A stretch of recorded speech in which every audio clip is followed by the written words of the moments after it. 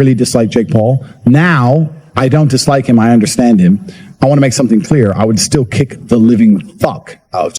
Andrew Tate completely shut down Jake Paul on live TV in a way that was downright embarrassing. Honestly, at this point, what else can we expect from Jake?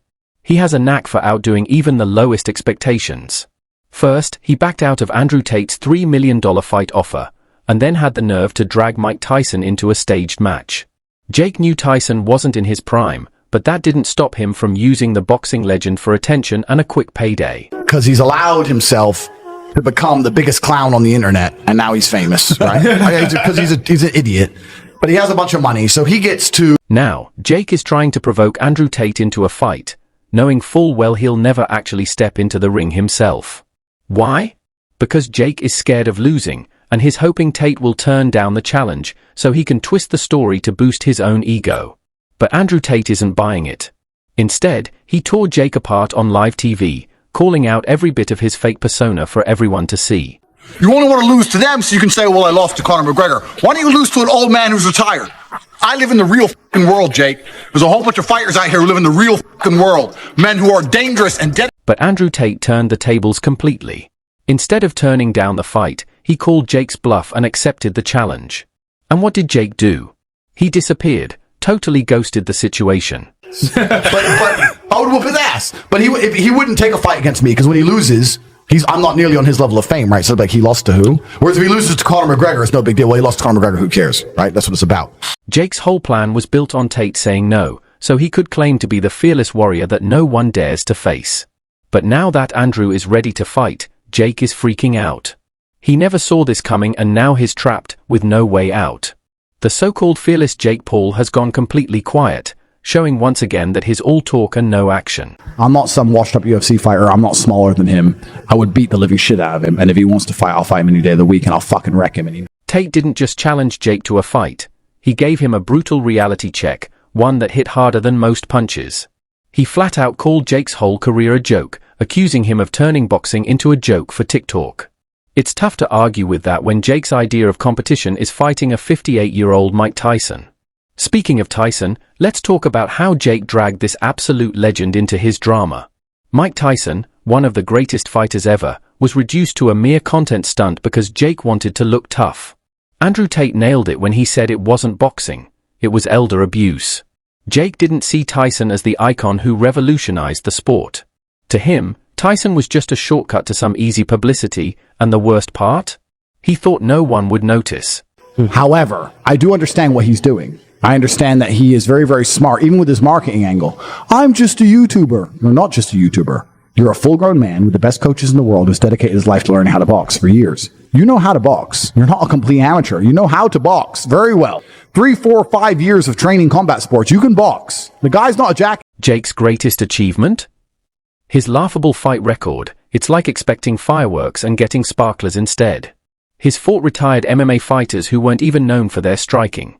Ben Askren, a wrestler with the speed of a snail. Tyron Woodley, a shadow of his former self. Nate Robinson, a basketball player who looked like he'd never thrown a punch.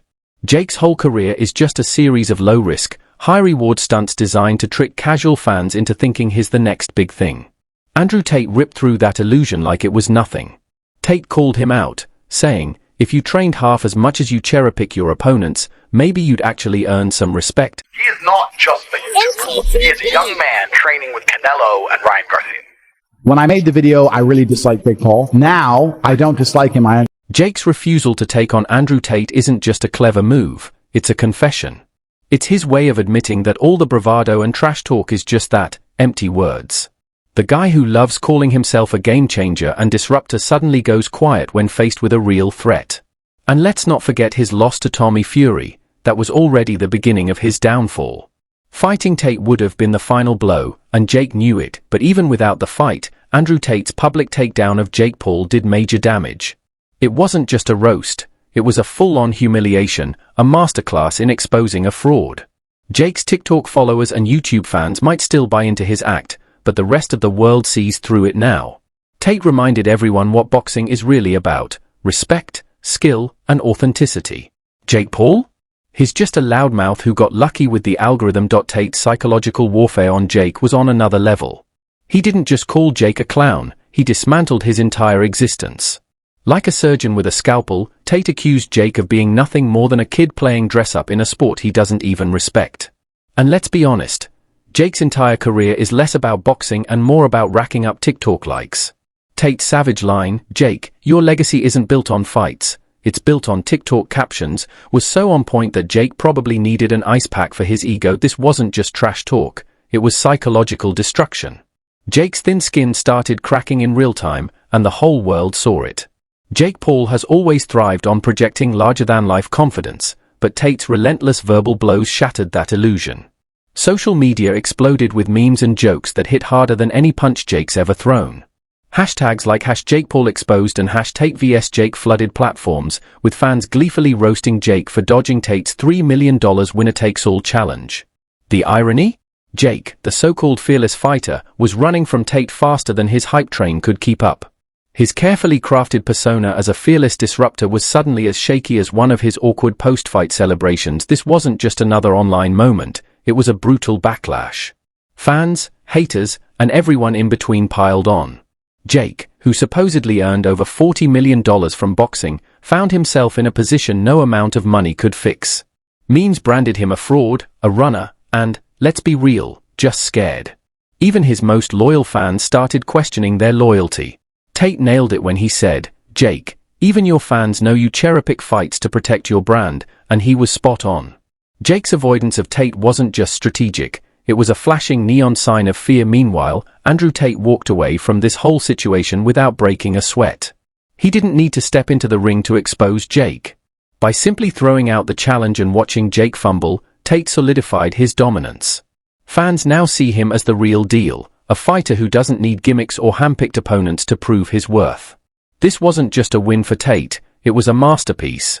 He emerged as the beacon of authenticity in a sport increasingly overrun by YouTubers and Instagram influencers pretending to be athletes. $3 million. You put three, I put three. Winner takes all. You know my name, Andrew Tate. I will fight you any day, anytime.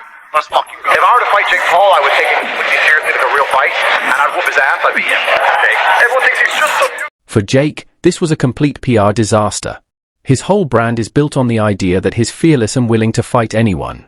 Turning down Tate's challenge completely shattered that image. It's not just about avoiding one fight, it's about what that dodge means.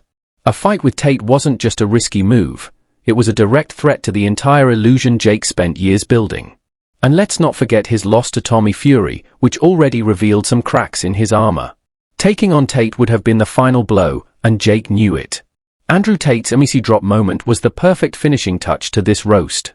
Jake, you don't need boxing gloves, you need to stay on YouTube where losing isn't as painful. Brutal, precise, and so sharp it could have doubled as a knife. Jake's rejection wasn't just about avoiding a fight, it was an unspoken confession. Deep down, Jake knows he's out of his league. Tate didn't need to prove anything, his legacy is already cemented. But Jake? He needed this fight to keep his image intact, and now that image is completely shattered. The fallout from this mess is something Jake might never fully recover from. His road to redemption isn't just uphill, it's practically vertical. It's no longer enough for him to just hype his next fight.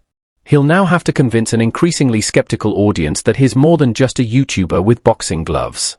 And let's face it, that's a tall order when even his most loyal fans are questioning his credibility. Two brothers, one cage. Jake Logan, you Tristan. Who comes out alive? You know what? I'm trying so hard to not start internet beefs. I'm really trying not to. But You could say Jake and Logan, man. Don't worry about it. No, I can't lie. But I'm going through life. I'm trying to live peaceful now. There are Fed agents in my house. Matrix is